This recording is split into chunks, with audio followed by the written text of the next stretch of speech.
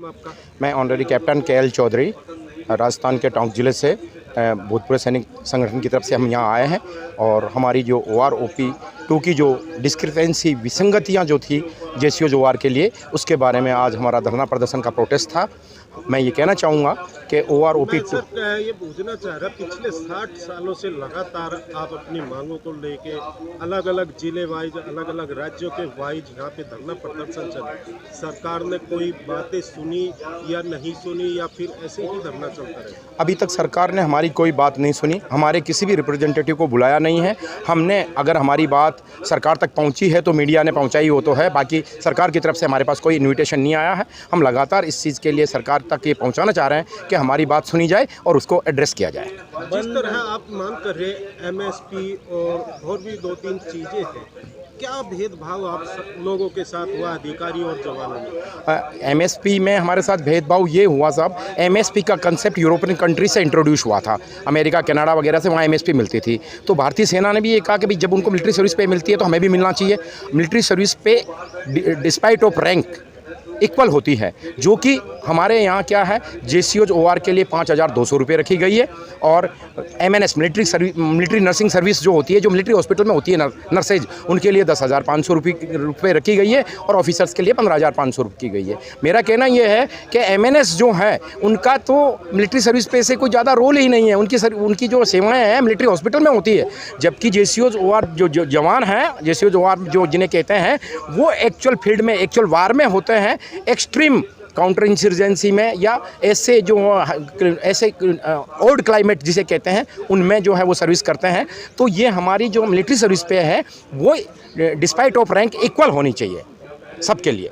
क्या लग रहा है, जिस तरह जो आपके अधिकारी थे उनको ज़्यादा दे दिया गया और आपको कम, आखिर क्यों हुआ? क्योंकि उनके साथ भी आप लोग खड़े थे, मगर आपको फिर अलग दोबारा धरने प्रदर्शन करने पड़ रहे अपनी मांगों को? इसकी मेन वजह ये रही है कि जो हमारी जो पे कमीशन के टाइम की जो मांग थी, उसमें मैक्सिमम जो रिप्रेजेंटेटिव थे ऑफिसर्स थे, और इंडियन आर्मी में ऐसा डिसिप्लिन है कि अगर ऑफिसर्स कह दें तो वो गए सामने गोली आ रही है छाती लगा दो तो लगा देते हैं। तो जवानों को, JCOs OR को ये भरोसा था कि हमारे अधिकारी हमारे साथ अन्याय नहीं होने देंगे, लेकिन जब ये हुआ कि ये तो काफ़ी ज़्यादा गैप हो गया, तब हमें मजबूरन हमारे हितों के लिए लड़ना पड़ा उनसे हटकर। अब हमारी लड़ाई हम खुद लड़ेंगे, ऑफिसर्स के साथ नहीं।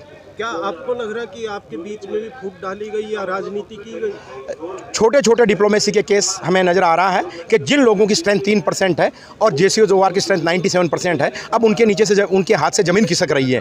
तो वो वापस मिलाने के लिए कुछ न कुछ साइड बाई से कुछ एक्शन करते जा रहे हैं, जो उनकी डिप्लोमेसी है, लेकिन JCOs OR में कोई फूट नहीं होगी। हमारी एकता एक है और हम अपने हक के लिए अलग से लड़ाई लड़ेंगे। अगर जवानों की बात करें और अधिकारियों की बात करें, कितने अधिकारी हैं और कितने जवान हैं?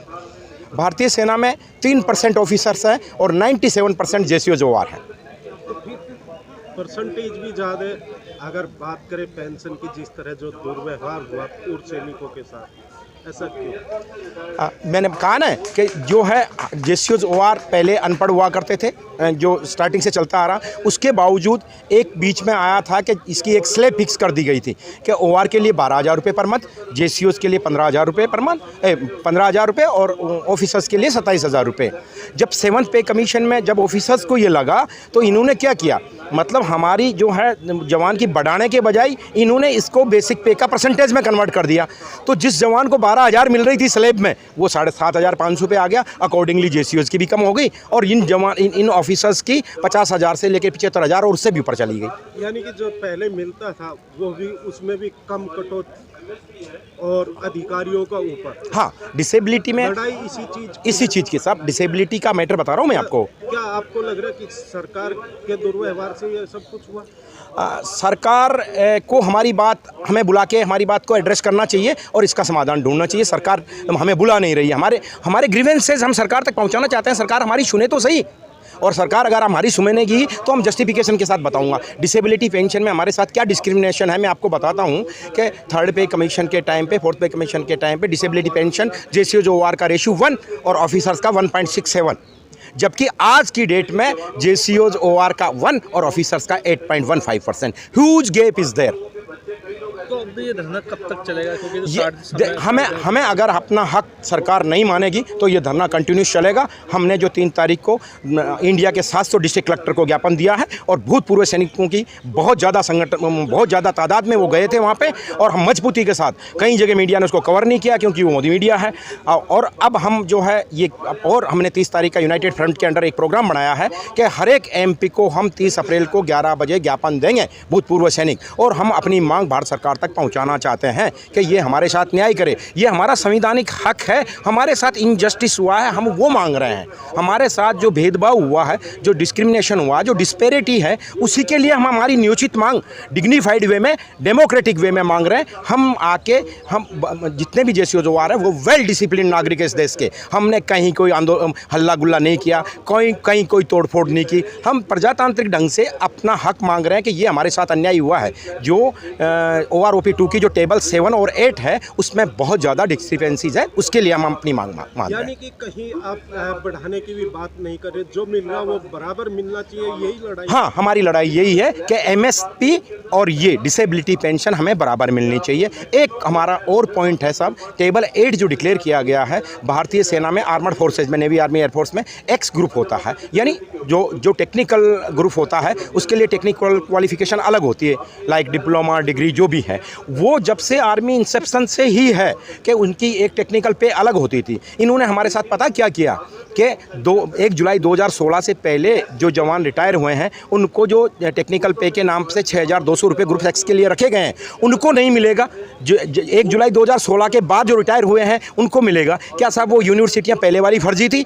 क्या हमारी डिग्रियाँ फर्जी थी? क्या एजुकेशनल क्वालिफिकेशन में कहीं is there any standard? Delhi university से आपने लिया, दिल्ली से मैंने लिया, जिस पॉलिटेक्निकल से आपने 2002 में लिया था, मैंने 2018 में लिया, तो क्या वो अलग अलग है? ऐसा तो कहीं भी नहीं देखने में आया है। ये तो कम्प्लीटली हमारे साथ इनजस्टिस है।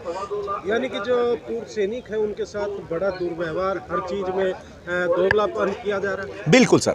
एक और हमारी बात सुनिए साहब, JCO जवान जो है 35 से 37 साल के बीच में आउट हो जाता है सर्विस से, और जो ये 1 रैंक 1 पेंशन है, ये उन लोगों के लिए लागू हुई है जो अर्ली एज में रिटायर हो जाते हैं, जिनकी तनख्वाह कम है, जिनके बच्चे ग्रोन अप नहीं होते, उनकी लाइबिलिटी बाद होती है। ऑफिसर सारे जो है, कोई भी ऑफिसर मेजर रैंक की सर्विस नहीं लेता, मेजर रैंक पेंशन नहीं लेता। लेफ्टिनेंट कर्नल से कर्नल की कर दी, वो 58 से 60 ईयर्स तक है, तो उनके लिए तो MSIP वैसे ही नहीं बनती, ये जिसे कहते हैं ना OROP, लेकिन जवानों के लिए बनती है। उस हालत में इन्होंने किया क्या है कि जो है जवानों की तो कुछ पढ़ाई नहीं है, उन्हीं की बढ़ाई है। और जवान जैसे जो प्रीमेच्योर रिटायरमेंट गया है उसको प्रीमेच्योर रिटायरमेंट इन्होंने नाम दे दिया, जबकि जवान की सर्विस 15+2 होती है। तो जो जवान प्रीमेच्योर रिटायरमेंट गया है अगर जुलाई 2014 से पहले, तो उसको तो OROP मिलेगी, लेकिन उसके बाद अगर कोई गया है तो उसको नहीं मिलेगी। ये भी उसके साथ सरेआम अन्याय है। जब ऑफिसर्स रिटायर होते हैं साहब, उनके 58-60 साल एज होती है, उनके पोते पोती भी पढ़ने वाले होते हैं, और जो जवान रिटायर होता है वो 35 साल में होता है, उनके बच्चे ग्रोन अप होते हैं और चढ़ते नहीं। दूसरी जो हमारी विधवा पेंशन है साहब, वो 60 साल तक मिलती है, उसको एक्सटेंड करके 67 ईयर्स कराया जाए। ये भी हमारी एक मांग है, और भारत सरकार अगर हमारी ये मांगें नहीं मानती है तो हमें आंदोलन करना पड़ेगा। हम डेमोक्रेटिक वे में, प्रजातांत्रिक वे से सरकार तक ये पहुंचाना चाहते हैं, और हम निवेदन करते हैं मीडिया से, आप जैसे भाइयों से, कि हमारी मांग भारत सरकार तक पहुंचाएं, ताकि हमें बुलाया जाए और हमारी जो ग्रीवेंसेज है उनको सुना जाए। ऑफिसर्स सेटिस्फाई हैं, वो 3% है, हम 97% है। अभी 23,000 करोड़ जो अलॉट हुए थे, उनमें से गवर्नमेंट वाइट पेपर लाए, 90% लॉ एंड शेयर है जो ऑफिसर्स को मिला है, और जो 97% है उनको तो 10% भी नहीं मिला। तो हम तो कह रहे हैं गवर्नमेंट देखे तो सही किसके खाते में पैसे गए हैं, हमें मिला क्या है।